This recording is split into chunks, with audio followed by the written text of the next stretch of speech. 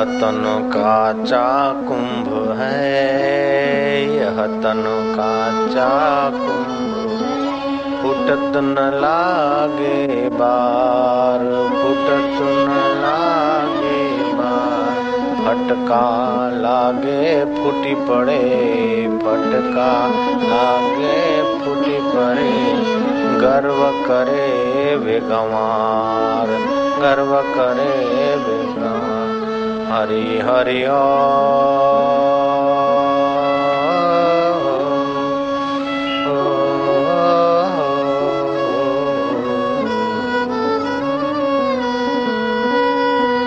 मधुरम मधुरेभ्योऽपि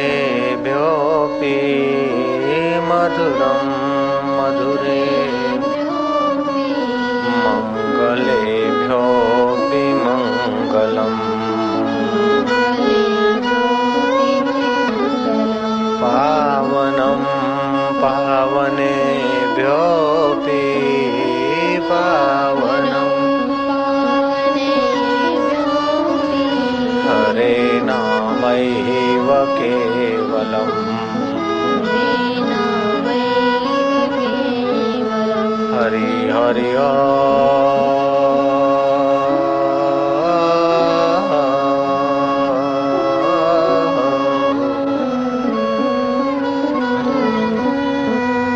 भयनाशन दुर्मति हरण, भयनाशन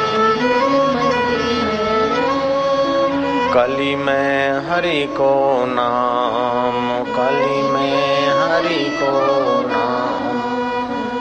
निषुदिन नानक जो जपे, निषुदिन नानक सफल होवई सब काम, सफल होवई सब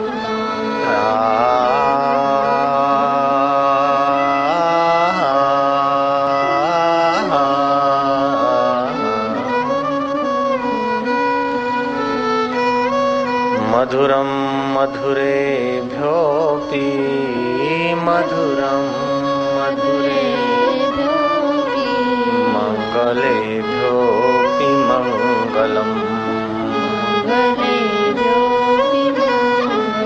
पावनं पावनेभ्योऽपि पावनं पावनेभ्योऽपि हरे नामैव केवलम्, हरि हरि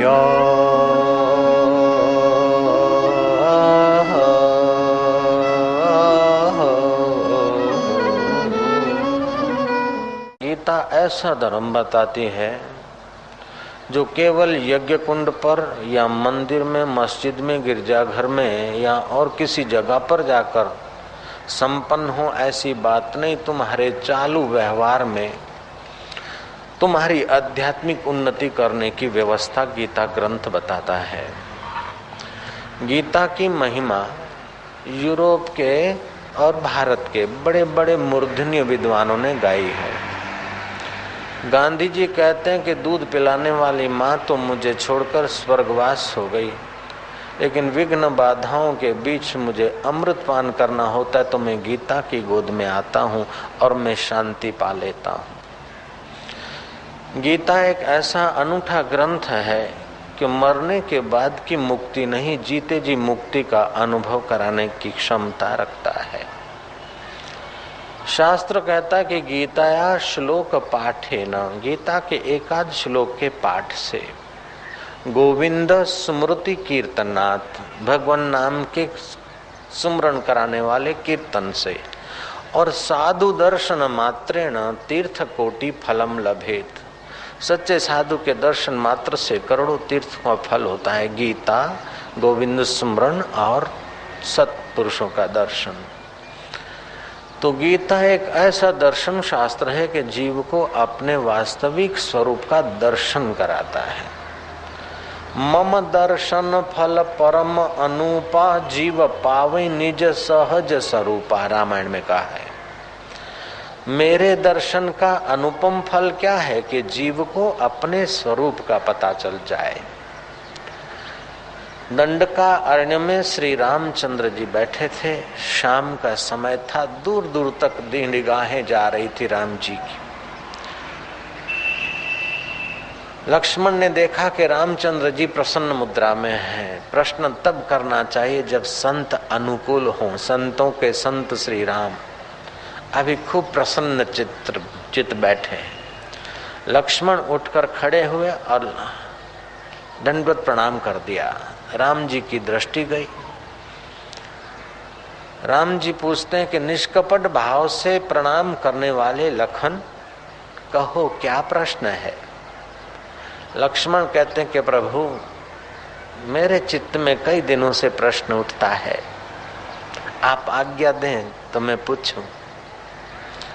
प्रश्नकर्ता जितना सात्विक होगा, ईमानदारी से पूछेगा, उत्तर देने वाला संत जितना ऊंचा होगा, उतना काम जल्दी बन जाएगा। जयराम जी बोलना पड़ेगा।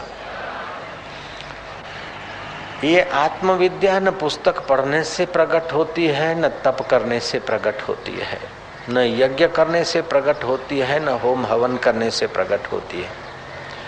यज्ञ दान और तप करने से मति की शुद्धि होती है, लेकिन यह आत्म अनुभूति तो किसी जले हुए दिए के नजीक जाने से ही अपना दिया जलता है और कोई उपाय ही नहीं है। जयराम जी बोलना पड़ेगा। हम 3 साल के से थे, तब से लेकर 10 साल तक की उम्र में न जाने क्या क्या अनुभूतियां हुई भगवान की कृपा से, रिद्धि सिद्धि ये वो। फिर 10 से 22 साल की उम्र तक न जाने क्या क्या पापड़ वेले, कभी काली का आभास हुआ तो कभी हनुमान जी का, तो कभी क्या क्या, जो जो करते थे, जो जैसा बताते थे संत, जैसा जैसा अंदर से आता था करते थे। फिर जब सतगुरु मिल जाता है तब काम बन जाता है। नानक सतगुरु भेटिया, मैल जन्म जन्म दे लथे। सतगुरु भी वो जिनको सतपुरुख पिछानिया, सतगुरु ता का नाम तिसके संग उधरिए। जिसने सत्य स्वरूप आत्मा को पहचाना, तो श्री कृष्ण तो सदा सत्य स्वरूप में रहने वाले थे। और उस कृष्ण ने अर्जुन को युद्ध के मैदान में गीता उपदेश देकर ब्रह्म ज्ञान दे डाला। और अर्जुन कहता है नष्टो मोह सुमूर्ति लब्ध्वा। लक्ष्मण सवाल करता है राम जी से कि प्रभु, कहते हैं कि माया बड़ी दुस्तर है, तो आपकी माया का स्वरूप क्या है और इसे कैसे तरा जाता है? जीव का स्वरूप क्या है और ईश्वर का रूप कैसा है? और ईश्वर के चरणों में, आपके चरणों में दृढ़ भक्ति कैसे प्राप्त हो? राम जी कहते हैं कि लक्ष्मण, माया कोई साड़ी पहनी हुई आकाश में विचरण करने वाली महिला का नाम माया नहीं। माँ माना न हो